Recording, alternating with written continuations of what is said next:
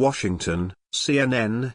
The mysterious sonic attack on U.S. diplomats stationed in Cuba is raising questions about weapons that sound more like something out of James Bond than reality. The U.S. believes sophisticated devices that operated outside the range of audible sound were deployed either inside or outside diplomats' residences in Havana, injuring at least 16 Americans, several senior State Department officials have told CNN.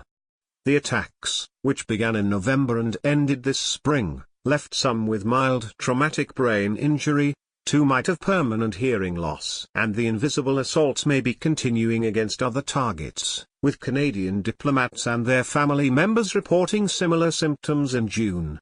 Experts say the question isn't just what kind of weapon might have been used, but whether the damage was caused by a weapon at all.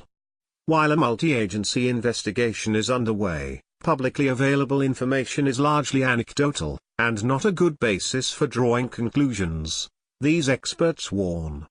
They point to a number of factors that raise doubts, including the fact that sonic weapons don't produce consistent results. There are other possibilities, including environmental factors, said experts like Sharon Weinberger, a journalist, and the author of The Imagineers of War, The Untold Story of DARPA.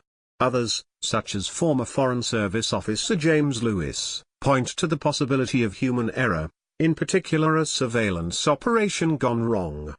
Yes, some sort of badly working, non-lethal weapon could be the cause, but A, I doubt it, and B, I don't see the evidence for it yet, Weinberger said. It's certainly possible, but I think it's too soon to jump to conclusions. You have to look across the board in some organized way what was being reported, what environmental causes could cause that. Why would one want to use a weapon that causes inconsistent harm, she asks. Lewis likes the odds on his theory. Lewis says the use of sound-based devices to conduct surveillance is common, and that Russia uses the method as well. Indeed, U.S. investigators are probing whether a third country was involved as payback for actions the U.S. has taken elsewhere and to drive a wedge between the U.S. and Cuba, a U.S. official told CNN. Lewis outlined the basics. I bounce a signal off your window and it's affected by sound vibrations, typing on a keyboard or your voice, Lewis explained. The signal comes back to me and I can use software to read it. It will say, this disruption is caused by the letter Q. That allows listeners to piece together what's being said. Lewis said that if the surveillance equipment was misconfigured, it could produce inaudible noise. His theory, Cuban intelligence agents had set up surveillance on American communications and it screwed up, Lewis said. The Israeli army has a device known as the screamer that causes nausea and dizziness, according to NPR. American law enforcement officials have used sound cannons to control crowds in the aftermath of Hurricane Katrina in New Orleans and during the G20 meetings in Pittsburgh. The BBC has reported about cruise ships that use a military-grade sonic weapon to repel Somali pirates. Malls in the UK have used high-frequency sound, inaudible to most people over the age of 20, to discourage teenagers intent on loitering. But repeatedly, studies have found these weapons don't work across the board, Weinberger said. What you see is that sound affects different people differently, and so it's not an effective weapon in that sense. Whatever injured the U.S. diplomats stationed in Havana clearly had an effect. We can confirm that at least 16 U.S. government employees, members of our embassy community, have experienced some kind of symptoms, State Department spokeswoman Heather Nauert said Thursday. The fact that the mystery weapon was inaudible means it was either low-frequency sound, below audible range, also known as infrasound, or it was high-frequency, above audible range, and known as ultrasound. Dr. Hung Jeffrey Kim, a neurologist at MedStar Georgetown University Hospital in Washington, said whatever happened in Havana more likely involved low-frequency sound because it can travel much farther than ultrasound. Dr. Scott Maston, a toxicologist at the National Institutes of Health, told CNN that, at certain amplitude infrasound can cause physiological effects.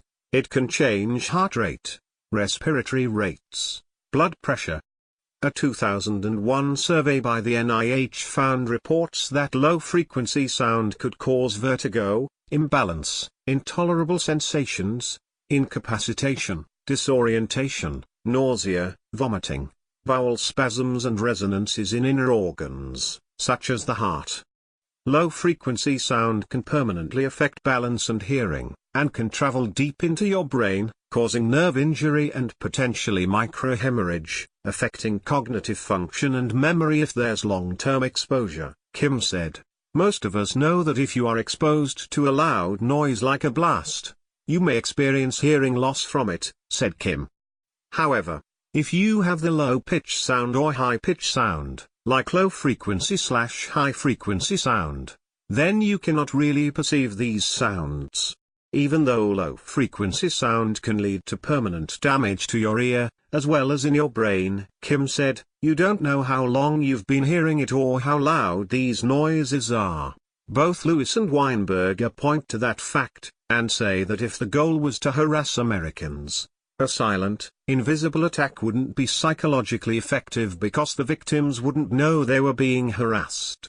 Lewis said the Cubans have more effective and obvious ways to harass foreign diplomats. They'll superglue your car, the key, that's a popular one, he said. Or they'll pop your tires. If you're going to harass people, there are a lot more fun ways to do it.